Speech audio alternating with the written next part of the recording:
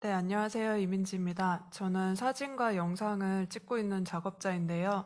오늘은 전명은 작가님의 작업을 같이 살펴보고 또 대화를 나누기 위해서 이 자리에 함께 했습니다.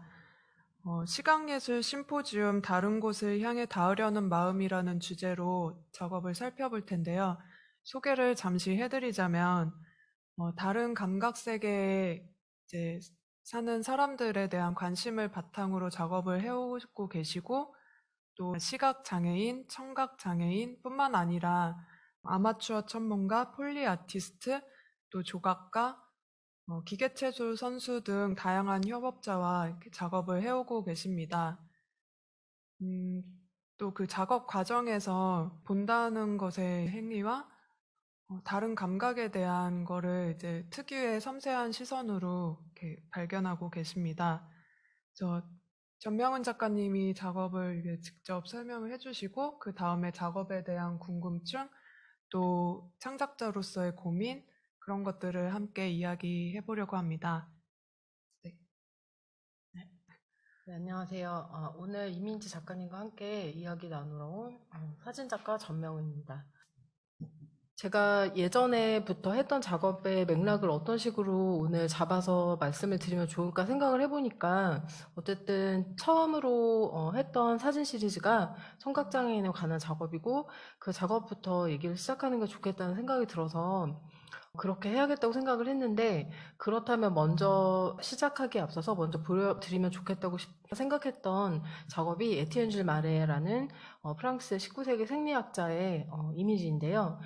왜냐면 이 에티enne 줄 마레는 제가 프랑스 유학 시절에 논문을 썼던 논문 주제이기도 하지만 이 사람의 작업과 이 사람이 이미지 앞에서 대했던 태도 이런 것들이 저한테 지금까지 굉장히 큰 영향을 주고 있고 처음 했던 작업도 영향을 많이 받아서 이것부터 말씀을 드리려고 하고요. 지금 보고 계시는 이미지는 에티enne 줄 마레가 1878년에 기록한 맥박의 운동을 그래프로 만들었던 이미지예요. 에티enne 줄 마레가 고민했던 건 운동을 어떤 식으로 가시화시키고 그걸 운동은 계속 시간과 함께 소멸되는데 그걸 어떻게 기록할 것인가가 이 사람의 과제였는데 기록을 하는 데 있어서 어떻게 하면 추상화시킬 것인가. 그러니까 말하자면 가장 최소한의 요소로 가장 방대한 양의 정보를 담을 수 있을까를 되게 많이 고민을 했고 그래서 처음에는 생명체 내부의 운동으로 시작해서 나중에는 그게 외부의 운동까지 이제 발전이 되었어요. 그래서 외부의 운동으로 발전이 될 때 에티enne 줄 마레가 당시 막 이렇게 발명이 돼서 막 쓰이기 시작했던 사진이란 매체를 사용해서 이미지를 사진을 찍고 그걸 운동을 사진으로 기록하기 시작했던 거죠.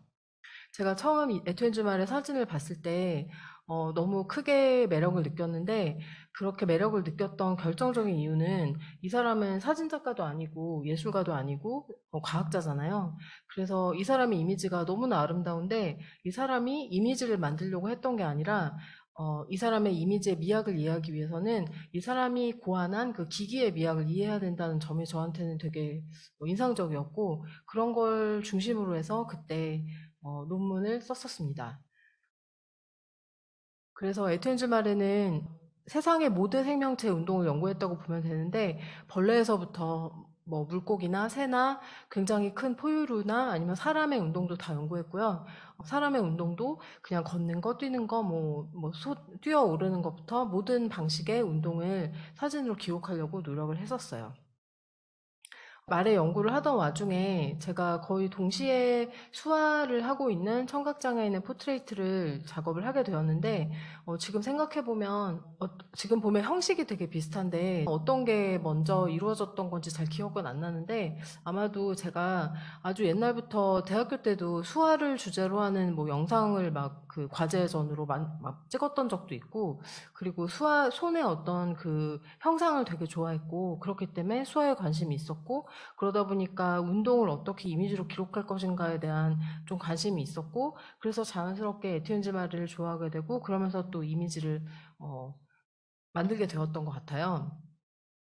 그래서 지금 보고 계시는 작업은 나는 본다라는 제목의 사진 연작이고요. 2010년에 제가 완성했던 처음으로 뭔가 시리즈라고 이름 붙일 수 있는 완성된 사진 작업이고, 이 작업은 제가 만났던 파리에 살고 있는 청각장애인들을 만나고 각각의 청각장애인들이 저에게 주는 영감을 중심으로 해서 각각의 분들에게 어떤 것을 수화로 연기해달라고 부탁을 드렸어요. 그래서 지금 보고 계시는 토마는 사계절을 수화로 저한테 표현을 해줬는데, 지금 하고 있는 수화는 봄이라는 의미의 꽃이 피어나는 것 같은 봄이라는 의미의 수화를 하고 있고, 이런 식으로 작업을 진행을 했고요. 프랑스, 특히 파리의 청각장애인 커뮤니티의 중심을 이루고 있는 게 연극이에요. 그래서 그 연극 중에 이베떼라는 연극 극단이 있고, 그 극단이 굉장히 활발하게 활동을 하고 있는데, 처음에는 제가 다녔던 팔대학에 수화과가 있어서 그 과에서 소개를 받아서 뭐 이렇게 대학생들을 찍고 그러다가, 나중에는 이베떼 중심의 프랑스 청각장애인 연극 배우들을 모델로 많이 촬영을 해서 그렇게 완성을 했던 작업입니다.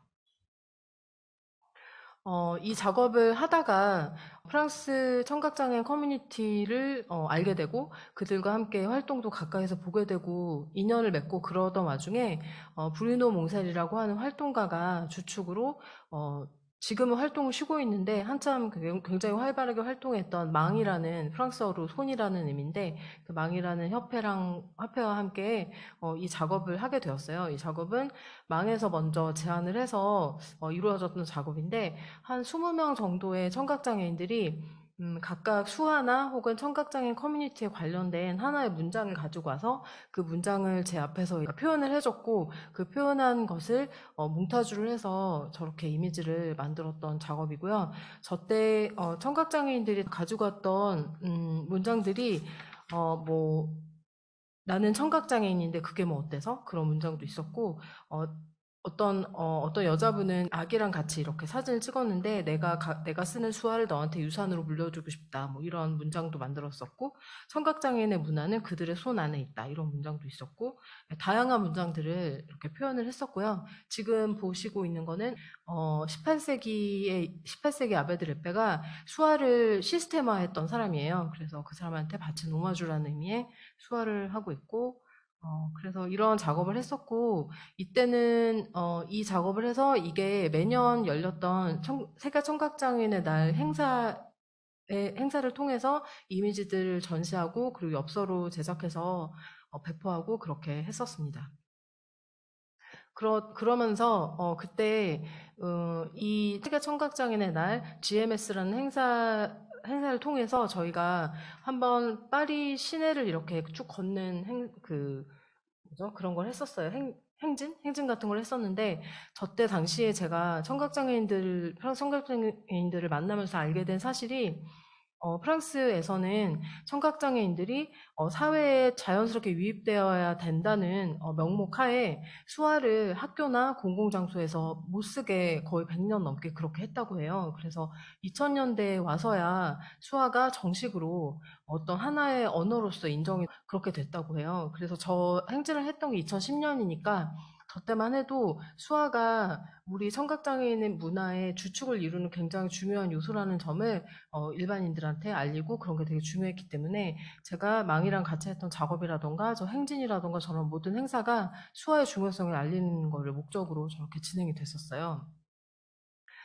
그래서 제가 이렇게 프랑스에서 청각장애인들을 만나고 같이 작업을 했던 경험이 저한테는 되게 중요했는데, 왜냐면 저렇게 저 경험을 통해서 제가 살고 있는 세상이 엄청나게 작은 세상이고, 저랑 되게 다른 사람들이 저랑 다르게 보고 다르게 생각하고 다른 거를 목표로 하고 있는 사람들이 이렇게 많구나, 그런 걸 좀 알게 돼서 시야가 굉장히 넓어졌던 그런 되게 중요한 경험이었는데, 저 때 제가 11년에 한국에 왔는데 저렇게 청각장애인 커뮤니티랑 함께했던 활동들이 자연스럽게 이어져서 한국에 와서도 우리들의 눈이라고 하는 시각장애 예술협회와 인연을 맺고 그쪽하고 같이 이제 일을 하게 됐어요. 그래서 그때 제가 한 2, 3년 정도 우리들의 눈하고 일을 했는데, 제가 했던 주된 일은 우리들의 눈이 이렇게 그 맹학교에 예술가들, 시각예술가들 특히 보내서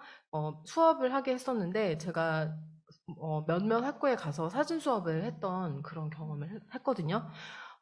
그래서 그때 한 3년 정도 사진 수업을 하면서 눈이 안 보이는 아이들하고 사진을 찍는다는 게 어떤 건지 사실 되게 호기심과 궁금증 때문에 거기 갔는데 그 과정, 그러니까 우리랑은 다른 방식으로 피사체를 바라보고 그걸 관찰하고 그런 과정이 되게 재밌었고, 그리고 사진을 찍은 다음에 그 사진을 자기 자신의 눈이 아니라 카메라의 눈을 통해서 그 사진을 찍고 그걸 다른 사람한테 보여주면서 그걸 너무 기쁘게 그렇게 기뻐하는 모습도 굉장히 인상적이었고, 그러면서 되게 즐겁게 그때 맹학교에서 사진 수업을 진행을 했었어요. 제가 특히 기억에 남는 건 그때 제가 주로 만났던 건 중학생들이었는데 그중에 나이가 좀 있으신 어떤 그 성인 여자분이었는데 그분하고 같이 사진을 찍으러 다니다가 그분은 이제 약시셨고 이렇게 중도 실명을 하고 있는 상황이었어요. 점점 시야가 좁아지고 있는 상황이었는데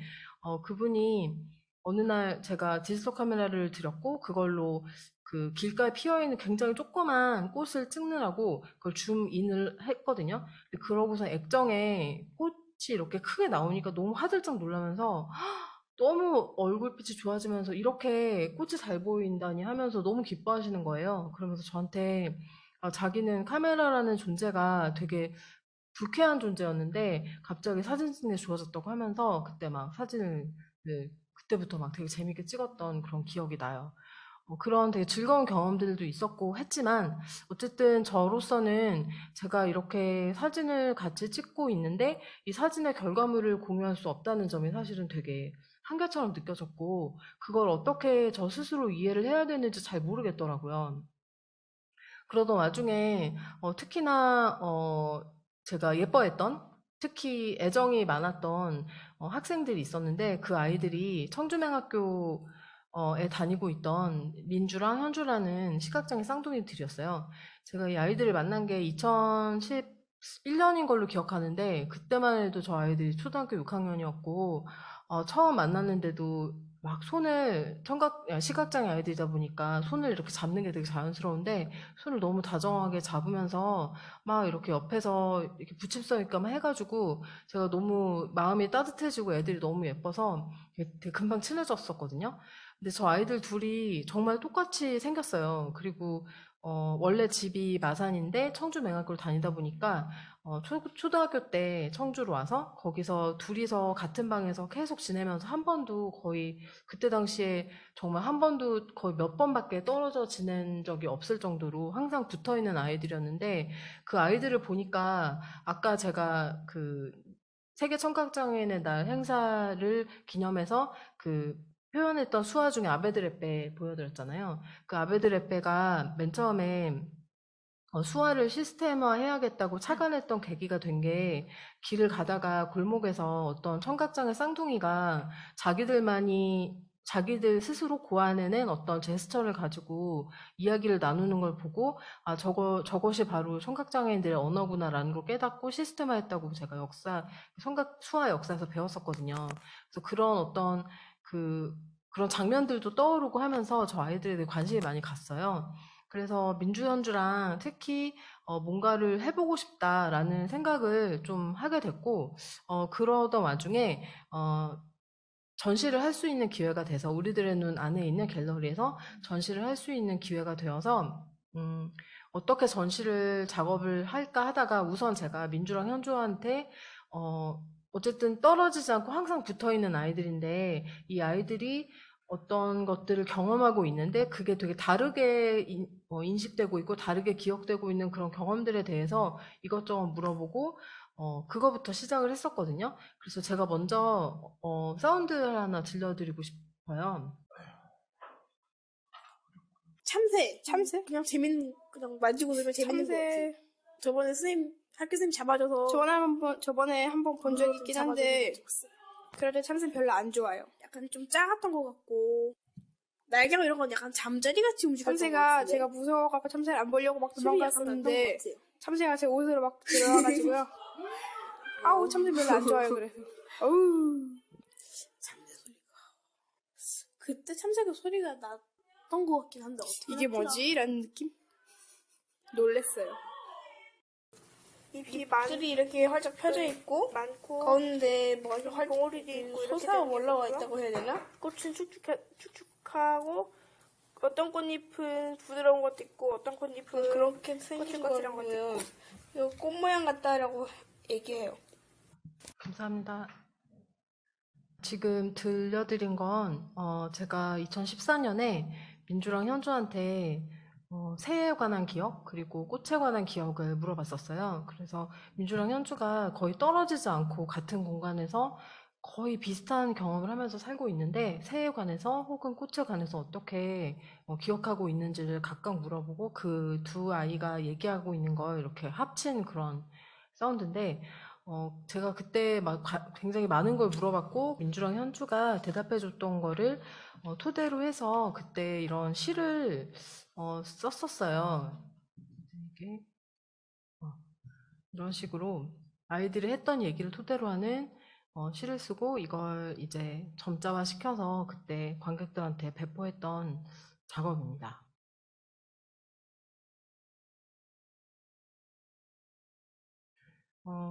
제가 민주연주랑 그때 뭐 민주연주의 사진도 찍고 그리고 뭐 영상 작업도 하고 다양하게 했지만 저한테는 저 아이들하고 나눴던 이야기가 굉장히 중요했는데 아까 짧게 말씀드렸던 것처럼 사진을 찍는 과정은 정말 즐거운데 그 사진을 찍혀져 나온 이미지를 공유할 수 없다는 점, 그 점은 저한테는 분명히 한계로 다가왔어요.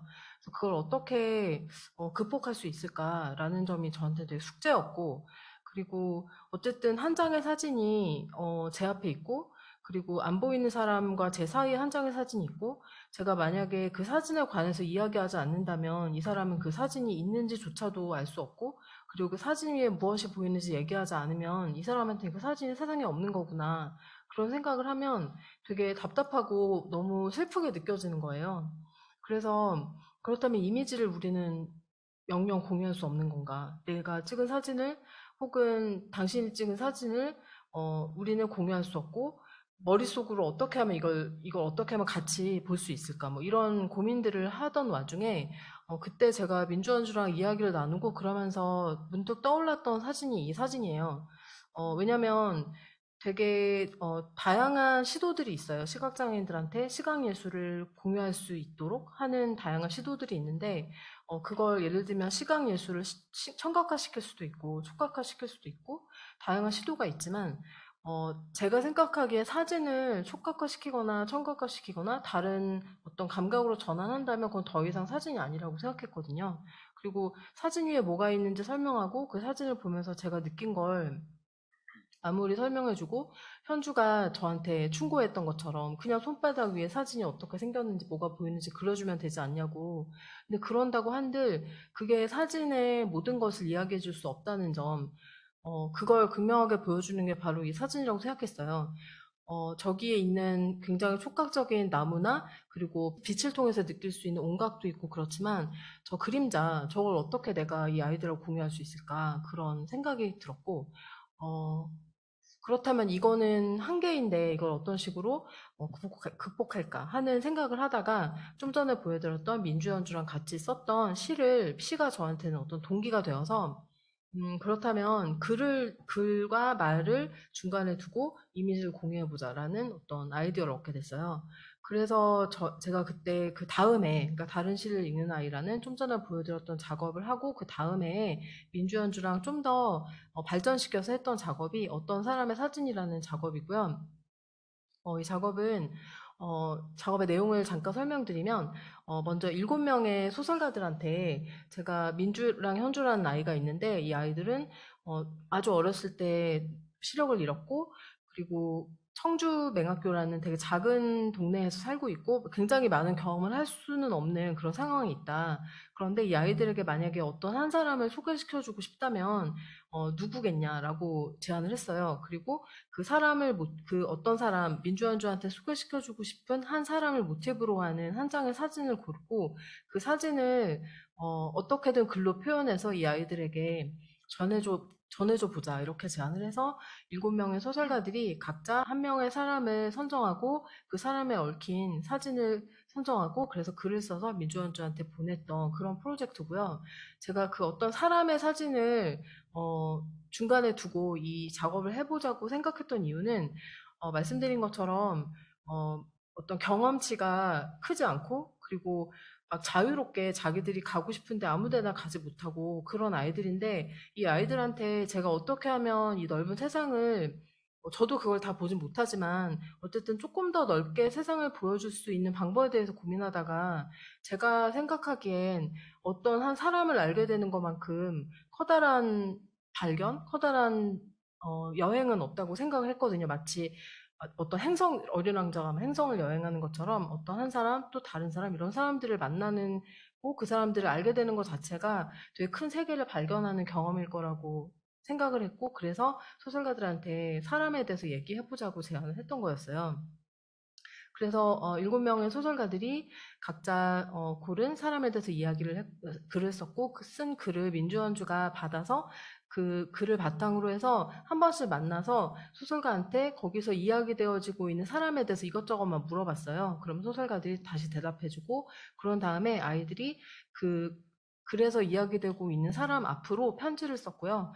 그래서 마지막으로는 지금 보고 계시는 것처럼 낭독 공연을 해서 구자영 성우님께서 소설가들이 썼던 원고를 읽으시고 민주원주가 직접 본인들이 썼던 원고를 읽고 조아피 뮤지션께서 어떤 소리로 이 사운드로 표현을 해주셔가지고 저는 낭독 공연을 했던 게 이 프로젝트의 마지막 어떤 결과물 같은 거였어요. 작업을 하면서 굉장히 작가님도 민주원주 만나보셨지만 되게 너무 맑고 너무 귀여운 아이들이라서 저도 그렇고 정말 어떻게 보면 제가 다시 또 이런 작업을 할 수 있을까 사람들하고 같이 진짜로 정말 소통하면서 하는 작업이었고 그게 너무 큰 위안이 됐던 그런 저한테는 너무 중요한 작업이었고요.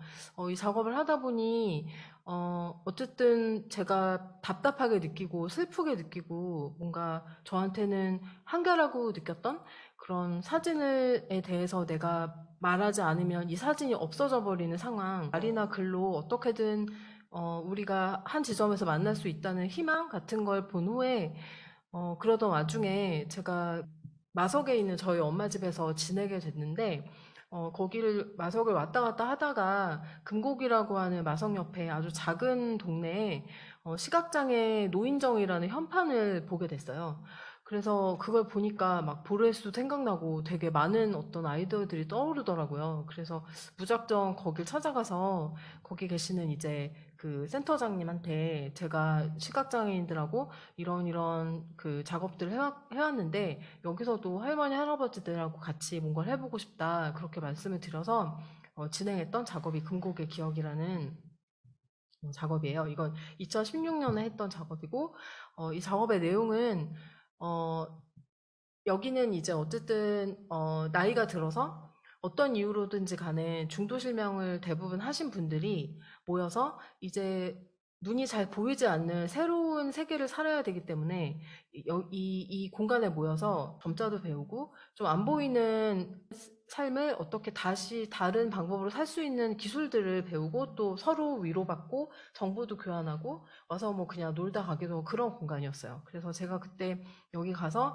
만났던 한 10분 정도 되는 할머니, 할아버지들 만나서 지금보다 이 중에는 완전히 안 보이게 되신 분도 계시고 그냥 반만 보이신 분도 계시고 다양한 또 시각 장애가 있었는데 예전에 지금보다 잘 보던 시절에 보던 것들 중에 기억에 남는 게 뭔지를 여쭤봤고 그것들을 저한테 설명을 해주시면 그 글을 정리를 해서 타이포그래피스트 김민지 씨가 그 글을 이제 시각화시키고 그래서 점자책으로 만들었던 그런 작업이에요. 이런 식으로 점자책으로 이렇게 만들었던 작업이고요. 잘 안 보이는 여기서 더 잘 보입니다. 네. 제가 사실 처음에는 제가 시각장애인들을 만나면서 되게 궁금했던 게 이들이 꾸는 꿈이었어요. 이 사람들은 꿈을 어떻게 꿀까? 제가 민주원주한테도 물어본 적 있는데 꿈에서 꿈을 꾸면 그 민주가 했던 얘기인 것 같은데 내 앞으로 보이진 않는데 내 앞으로 누가 지나가는 거 느낄 때 있어요. 그러면서 그게 보는 거 아니에요? 뭐 그렇게 물어보기도 하더라고요. 그래서 꿈을 어떻게 꾸고 그리고 시각장애인들이 겪고 있는 어떤 수면에 관한 이야기들 그런 게 사실 궁금해서 처음 갔던 거라서 처음에 꿈에 대해서 몇 번 물어봤던 적이 있어요. 그래서 이때 이광식 어르신께서 이야기해 주셨던 텍스트고요. 그런 다음에는 좀 더 기억에 대해서 이야기를 많이 했는데 그러면서 다른 분들께서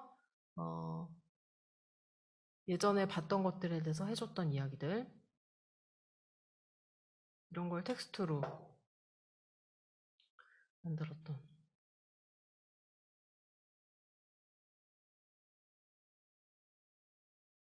예전에 북한강이 지금이랑 어떻게 달랐는지 정말 자세하게 설명해 주셨던 게 기억이 나는데 그래서 그걸 저런 식으로 시각화했던 저런 것도 있었고 저런 식으로 기억에 관한 것을 텍스트로 만들었던 작업입니다.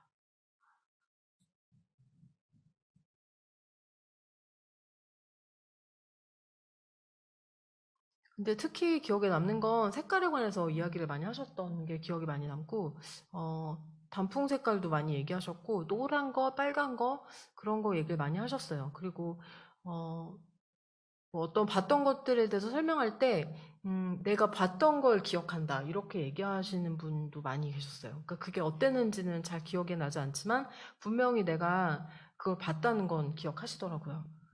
그런, 이렇게 이 작업을 했고요.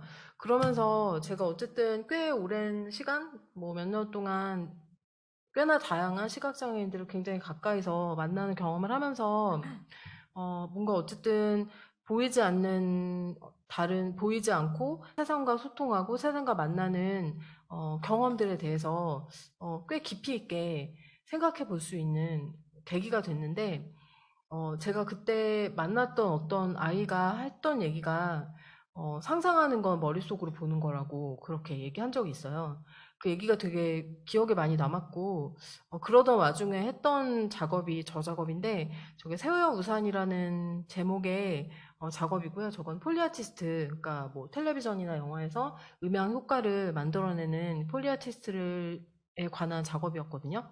저 사람들은 사물을 그냥 뭐 물병을 그냥 물병으로 보지 않고 여기서 나는 소리, 이 소리를 통해서 이 사물에 감춰져 있는 어떤 또 다른 이미지를 발견해내는 게 이 사람들의 직업이잖아요. 그런 게 제가 시각장애인들을 통해서 발견했던 어떤 그 이면의 시각세계랄까? 완전히 다른 차원의 시각세계에 관한 것들을 저한테 일깨워줘서 저는 폴리아티스트에 대한 작업을 하게 됐어요.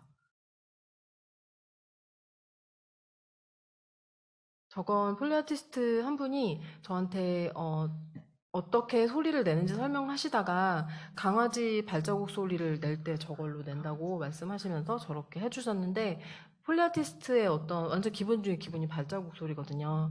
그래서 발자국 소리에도 감정이 다 있고 뭐 화난 사람이 걷는 소리 아니면 다정하게 걷는 소리 빠르게 걷는 소리 너무 다르다 그러면서 발자국 소리에 대한 얘기를 해주셔서 그때 찍었던 사진, 그리고 눈 밟는 소리 내는 거, 뭐 이런저런 다양한 폴리 도구들, 그리고 소리를 내고 있는 폴리아티스트의 손동작 같은 걸 좀 중심으로 해서 저때 작업을 했습니다.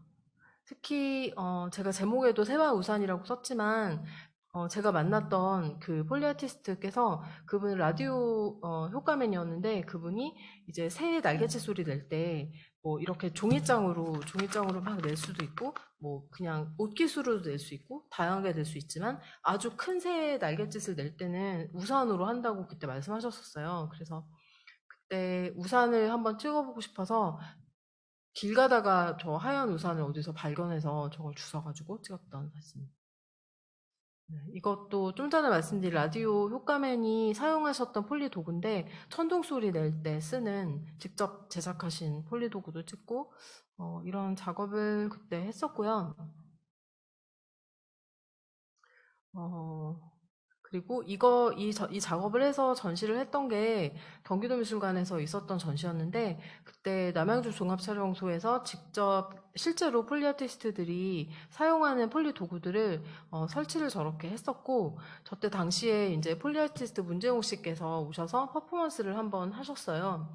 그래서 그때 저희가 기획했던 건 사실 폴리 작업이라는 거는 항상 모든 촬영이 끝나고 편집이 다 끝나고 완전히 마지막 단계에 보통은 폴리 작업실은 건물 지하에 아주 깜깜한 곳에 있거든요. 소리 완전히 차단된 곳에 있는데 그 폴리 아티스트가 밝은 제 전시장이 굉장히 밝았는데 저 밖으로 나와서 사람들 앞에서 소리를 내는 모습을 보여주고 싶다라는 게 아이디어의 첫 번째 아이디어였고, 그리고 저희는 이제 어떤 한 마리 새가 알을 깨고 나와서 그 새가 걷다가 날다가 떨어져서 죽는 그 과정을 소리 하나만으로 표현을 해보자라고 이제 생각을 했고, 그래서 루핑 머신을 통해서 이제 폴리 아티스트가 어떤 한 소리를 내면 이 루핑 머신이 바로 이걸 녹음을 해서 계속 재생시켜주면 그 다음 소리를 입히고 그 다음에 또 다른 소리 입히고 하면서 완전히 어떤 폴리 사운드의 오케스트라를 만들었던 그 어떤 한 작은 새의 삶의 사이클을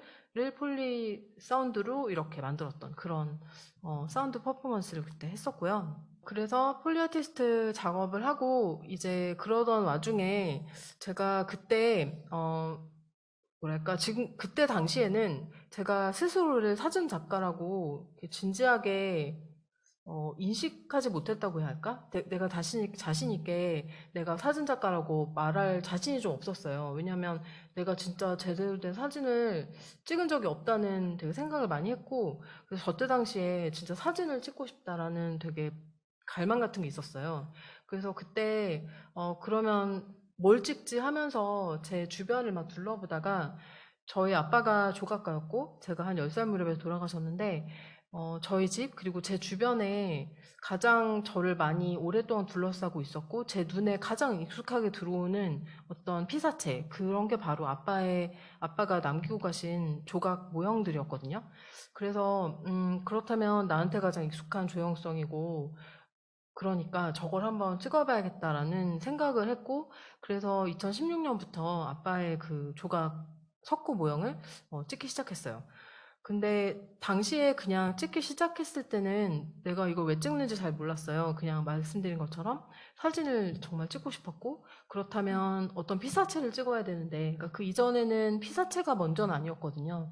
내가 어떤 사람 혹은 어떤 이야기가 먼저였고, 그 다음에 피사체가 따라왔다면, 저 작업은 정말 뭘 찍고 싶어서 저 석고 모형들을 찍기 시작했던 거고요.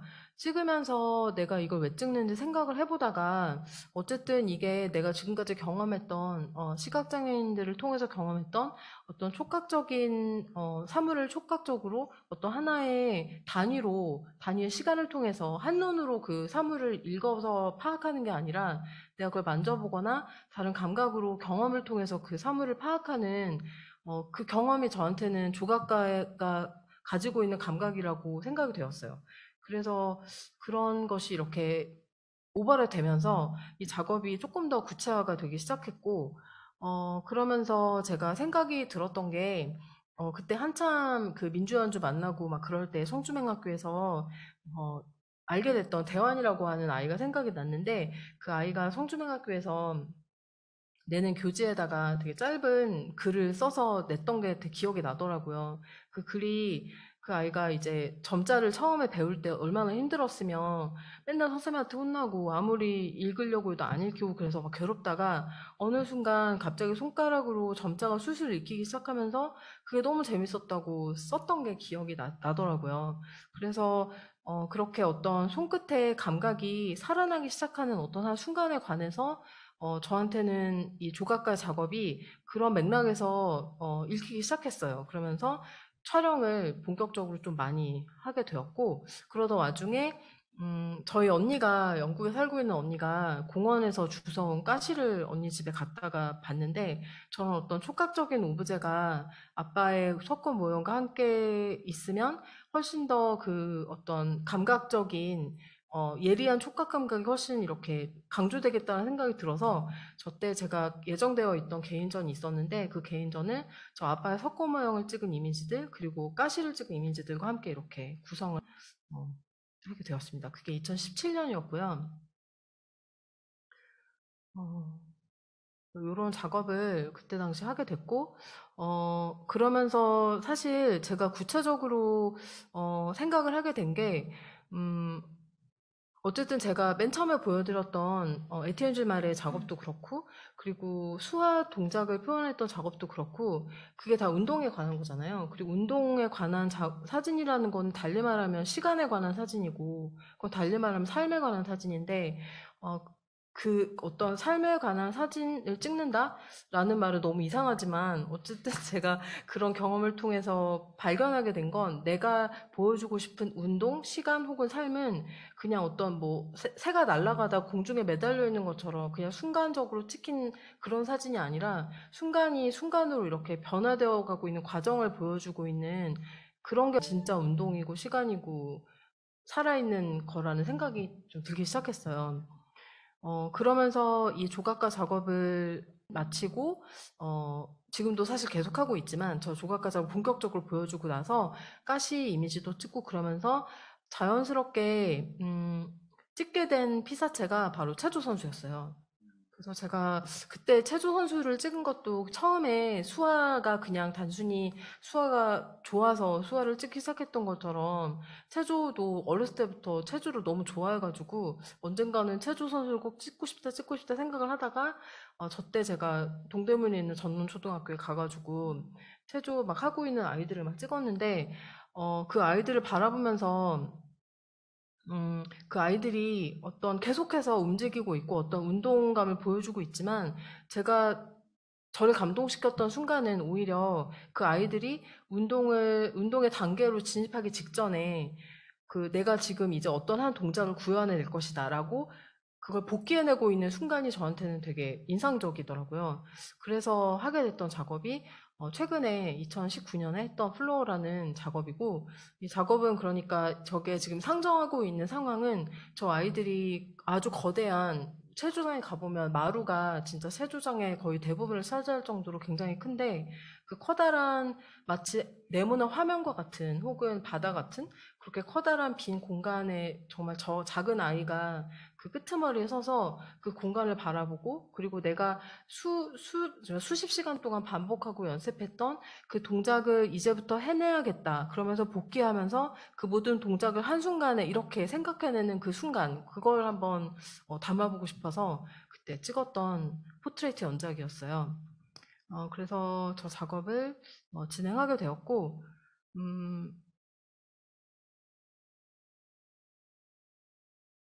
저 작업을 진행하다가 또 자연스럽게 남자 체조 선수도 찍게 돼서 그 남자 체조 선수의 동작도 어떤 운동의 절정에 있거나 그 운동감이 굉장히 극적으로 보여주고 있는 그런 순간이 아니라 오히려 운동의 단계에 진입하기 직전의 순간 어떤 정지 동작이라던가 그 운동의 모든 단계를 복귀해내는 순간을 포착해서 보여주는 작업, 글라이더라는 제목으로 저 작업을 했던 게 가장 최근에 있었던 작업입니다.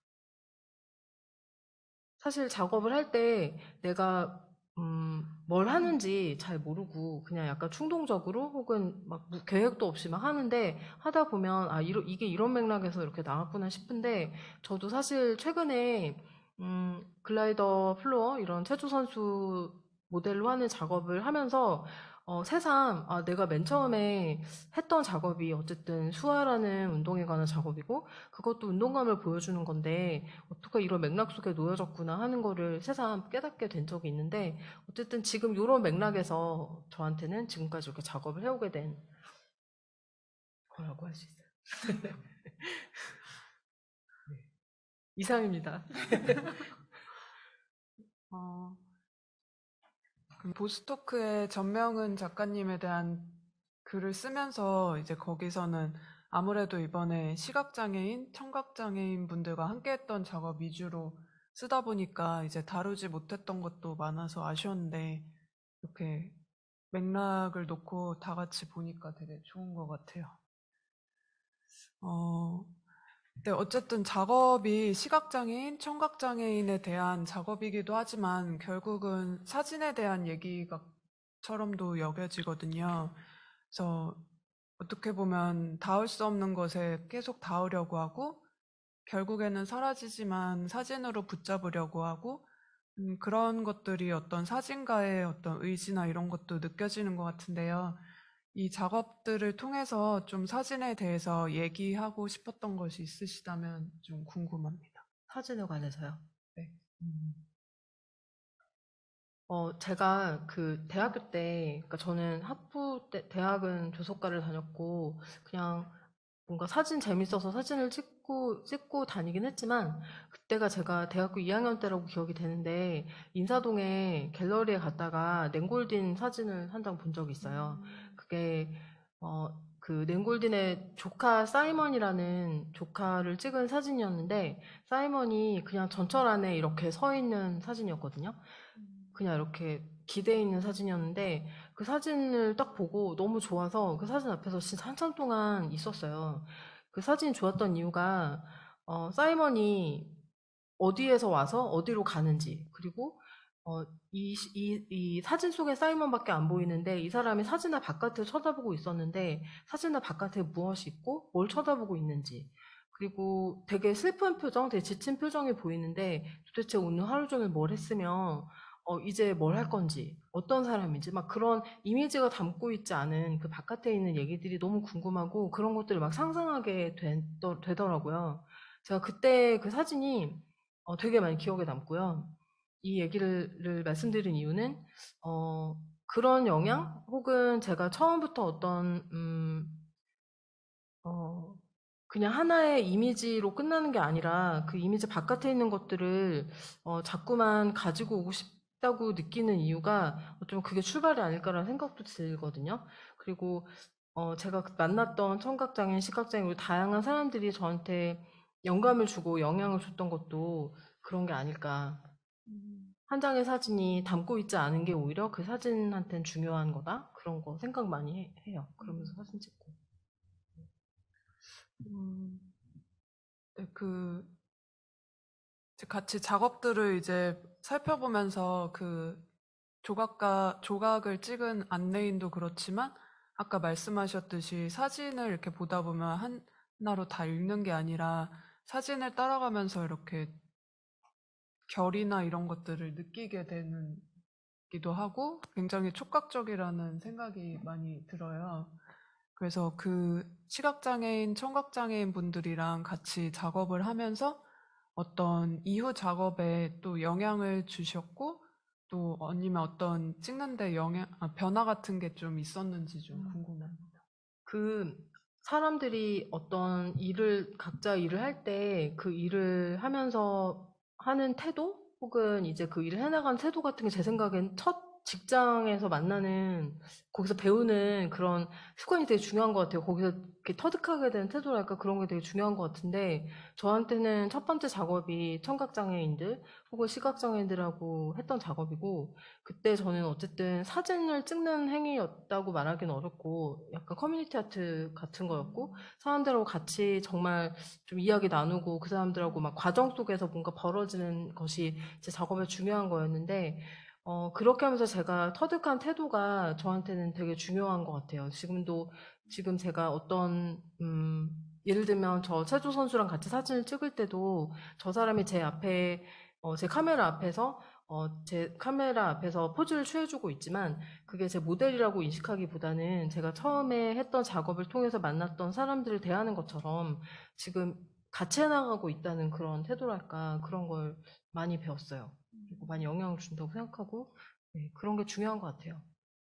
네, 저도 그때 민주 현주님을 같이 만나보긴 했지만 그렇게 꽤 만남으로 시작해서 오랜 시간 동안 이렇게 관계를 갖고 같이 작업을 만들어 나가는 그런 관계들이 되게 인상적이었고 또 부럽기도 하고 좀 그랬었어요.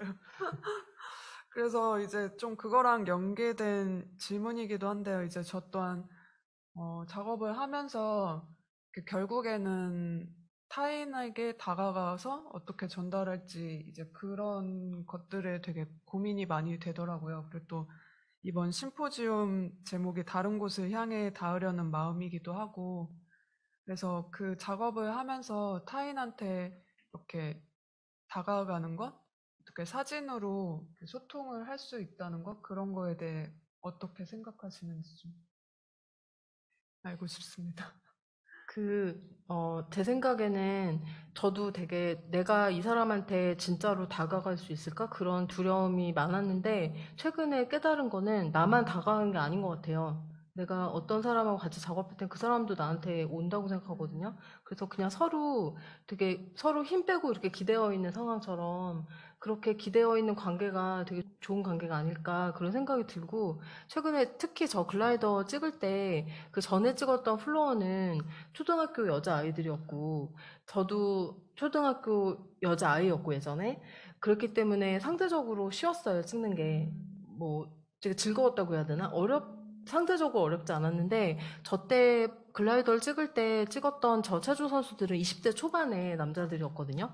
근데 제가 저걸 찍으면서 다들 너무나 좋으시고 되게 즐겁게 촬영하긴 했지만, 저 때 제가 깨달은 게, 20대 초반의 남자 운동선수라는 그것은 정말 내가 한 번도 겪어보지 못한 사람들이구나라는 생각하면서 되게 어렵게 느껴질 때가 있더라고요. 그러면서 사람의 얼굴을 찍는 일이 이렇게 어렵구나 그런 거 좀 느끼면서 찍었는데, 그 이유가 어떤 풍경이나 정물 같은 거는 내가 그 정물을 바라보고 그 정물한테서 내가 느끼는 것들을 입혀버리고 그걸 찍는다고 해도 그 정물은 저한테 뭐라고 하지 않잖아요. 근데 인물은 내가 그 인물을 어떻게 바라봤는지를 저 인물의 시선이 그대로 돌려 보여준다고 생각했어요. 그래서 인물을 찍는 일, 그리고 어떤 한 인물 앞에서 정말 솔직해지고 그 사람을 있는 그대로 바라보는 게 얼마나 중요하며, 그리고 그렇게 하지 않았을 때 그게 얼마나 만천하에 드러나는가, 그런 것도 생각 많이 하게 되고, 그래서 사진 찍을 때 혹은 작업할 때 어떤 피사체, 그게 특히 사람일 경우에 어려움을 겪을 때가 있는데, 지금은 아까 말씀드린 것처럼 나만 다가가는 게 아니라 내가 마음을 열면 그 사람도 오는 것이고, 그러면서 우리가 서로 힘 빼고 기대는 관계가 됐을 때 진짜 서로에게 즐거운 작업이 되는구나, 그런 생각하면서 네, 사진 찍고 있어요. 저도 이 앞에 플로어 작업이랑 글라이더 보면서 조금 뭔가 다르다고도 조금 느꼈거든요. 네. 그래서 그런 게 또 대상으로부터 이렇게 음. 받은 그런 게 있네요. 재밌습니다. 음. 또 이렇게 사진을 찍으면서 모르는 세계를 또 알아가는 거잖아요. 그래서 그런 또 관심 있어 하시는 분야가 또 그런 폴리아티스트나 이제 뭐 되게 다양한데, 또 그렇게 사진을 통해서 새로운 세계를 이렇게 알아가는 것 같기도 해요. 네. 그 점이 너무 즐겁고, 그리고 그래서 사진 찍고 있다 생각 들고, 네. 네. 그럼 마지막 질문 드려도 될까요? 시간이. 네. 네네. 네네. 그래서 처음 소개해드릴 때도 이렇게 잠깐 얘기 드렸지만, 자신과 다른 감각 세계에 살고 있는 사람들에 대해서 관심을 갖고 계속 작업을 지속하고 계시다고 하셨는데, 이제 그 앞으로 지금 관심을 갖고 지켜보고 있는 다른 세계의 사람들은 또 누구인지, 또 앞으로 어떤 계획이 있으신지 간단히 말씀 부탁드립니다. 제가 이제 내년 3월에 개인전이 계획이 돼 있는데요. 그 전시는 꽤 오래전에 이제 계획이 된 거라서 거의 1년 넘게 이제 그 전시 준비를 긴 시간 동안 했어요. 그래서 하는데, 사실 지금도 내가 뭘 하고 있는지 모르는 채로 사진을 찍고 있긴 한데, 그냥 주변 사람들을 찍고 있고, 그리고 좀 전에 말씀드렸던 그런 어떤 사람을 대하는 태도, 그렇게 제가 요새 첼로를 배우는데, 첼로라는 악기, 제 몸, 앉으면 제 앉은 키만큼 오는 커다란 악기에 힘을 빼고 첼로라는 악기에 딱 기대는 것처럼, 그냥 내가 만나는 사람이 첼로고 내가 그렇게 기대고 힘을 다 빼고 서로에게 기대어서 사진을 찍자, 그런 태도로 지금 찍고 있는 사람들은 어떤 특별한 제가 한 번도 겪어보지 못한 뭐 그런 그 직업군이나 뭐 그런 매체를 다루고 있는 사람들이라서 그 사람들 찍는 건 아니고, 그냥 제 주변에 제가 영감을 받고 또 제가 영감을 주고 서로에게 기대고 싶은 그런 사람들 요즘 찍고 있고, 그걸 중심으로 해서 내년 전시를 만들게 될 것 같아요. 네, 기대됩니다. 거기 첼로 연주도 하시나요? 참으려고 합니다. 뭐 마무리해야 되나? 네. 네, 짧게나마 전명은 작가님 작업을 같이 보고 이야기를 나눠서 굉장히 즐거웠습니다. 또 그 보스토크 특별호에 전명은 작가님의 작업에 대해서 글을 쓰면서도 또 그냥 겉으로 작업에 대해서 알고 있었는데 또 조금 더 작업에 대해서 다가간 것 같아서 저 개인적으로도 기쁘기도 합니다. 네, 감사합니다. 감사합니다.